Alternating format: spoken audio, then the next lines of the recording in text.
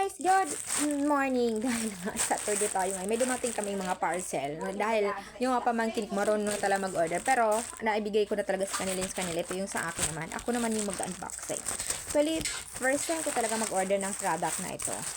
Dahil nga, ang tagal ko na itong nakikita. Pero, naku-curious talaga ako. Nagbasa muna ako ng mga reviews before ako sa kanya nag-check out. Dahil, pag hindi kasi marunong nito mag-apply, baka alam nyo na, mamaya makikita nyo kung ano yun.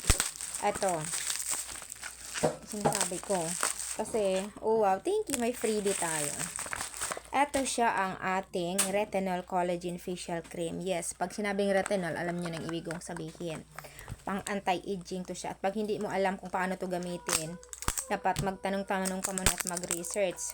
Hindi talaga to pwede gamitin sa araw, pang gabi lang talaga siya. And syempre, always put our sunscreen sa morning. Talaga, huwag natin kalimutan. Pero every ano lang to gagamitin. Dahil nga actually nakapag-retinol naman ako nakaraan. Ito is parang ibang retinol yun ha, ibang brand. Pero ito, na-curious talaga ako dahil na maganda yung mga product ng BMRS. Kaya eto, napa-check out tayo dahil gusto ko rin talaga siyang subukan. O, di ba? Mamaya, subukan ko siya. Itatry ko muna siya 2 times a week lang muna. Pero syempre, with sandwich method naman yung gawin natin doon. Okay, andi update ko kayo pag mag-work talaga siya sa akin. Okay, yung gamit ko lang ngayon is camera lang ng cam. Wala akong ginamit na filter. Kung nagre-rejuve ako ngayon, tingnan nyo. May mga natitira pa tayo mga dark spots.